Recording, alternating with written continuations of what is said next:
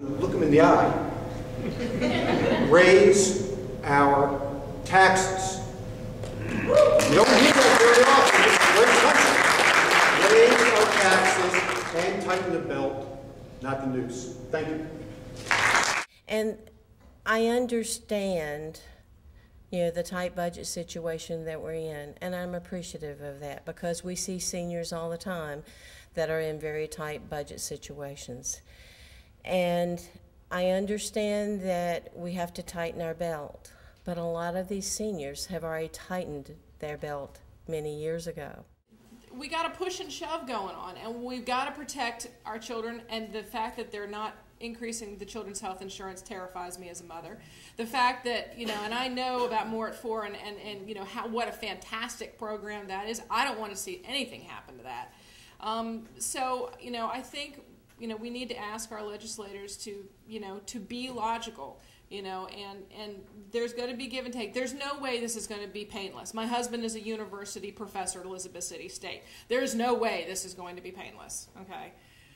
But we need to make sure that we do it in such a way that we do not put our future generations at risk, and that we don't put kids behind, because it just ends up costing more in the long run. Please, as you consider working and getting this budget balanced, do not do it to the children of this state. Rather, do it to those of us who have been fortunate enough to attend college, get middle class, upper middle class jobs. We can support them. When we talk about downturns in the economy, those who have the least often are hurt the most. And so when I talk about the impact of what this budget could do to the people that I work with, it's real and it's devastating. What I call sustainable economic development is education, is our people, the quality of life, and the environment. That's what attracts people to move here, to move companies. That's what grows an economy. And it seems to me that massive cuts in education, early childhood education, social services, and the massive state job cuts will have a very negative impact on economic development. That the public library needs state funding. We have more mouths to feed with information that we make available. We face a budget cut. Being a taxpayer, I really don't mind for my taxes and the money, the revenue that I help generate for the state to fund these. I sort of laughed with some of my family and friends talking about it this week, saying, I sort of consider it a return on my investment. If I am willing to pay the taxes to support these funds, I'm sure glad I'm in that house making it better for that family so that maybe it can change their outcome and theirs. So if they need to increase the taxes a little bit, it's worth the investment now rather than later. I suggest that cutting the budget is not the best approach, but rather if we can find some way to increase revenues, it would be to our best advantage. Thank you. We cannot leave him alone. He needs 24/7 care. If that is cut, we have to decide, does Jackson stay with us and with his loved one, or does he go to an institution? We've come so far in the past 10 to 15 years that now we're going to take these huge steps backwards. The same week that the More at 4 pre-kindergarten program was ranked as one of the top 2 state-funded pre-K programs in the country, is the same time we're talking about making drastic cuts to it, and it doesn't really match up. I'm a speech therapist, and when a child can't communicate, be it to his peers or his parents or his teachers, we know that this leads to a lot of frustration.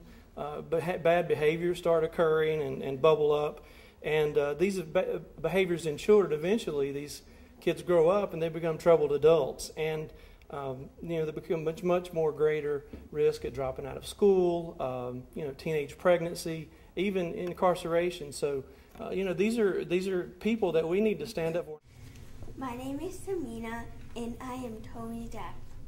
Without cochlear implants and therapy at Castle, sign language would be my only language.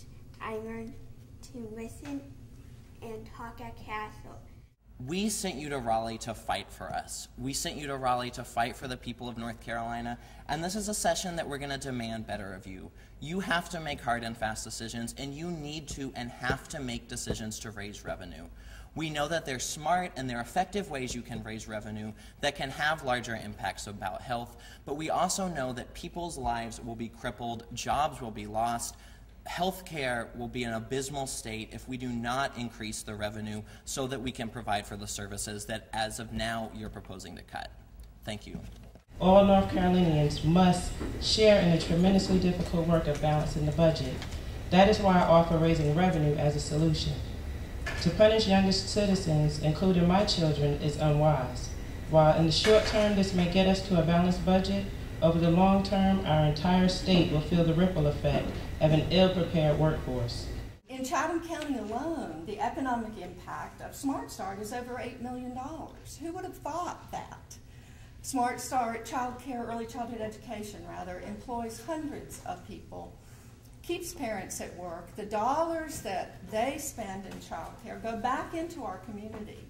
So, I know that it's a bad economic time and we have to make cuts. We all know that. But we need to be careful and look carefully at our wisest investments, our efficient programs like our early childhood programs. There's not enough programs already just today without any kind of cuts. There's not enough programs available for youth transitioning out into their community when they turn age 22.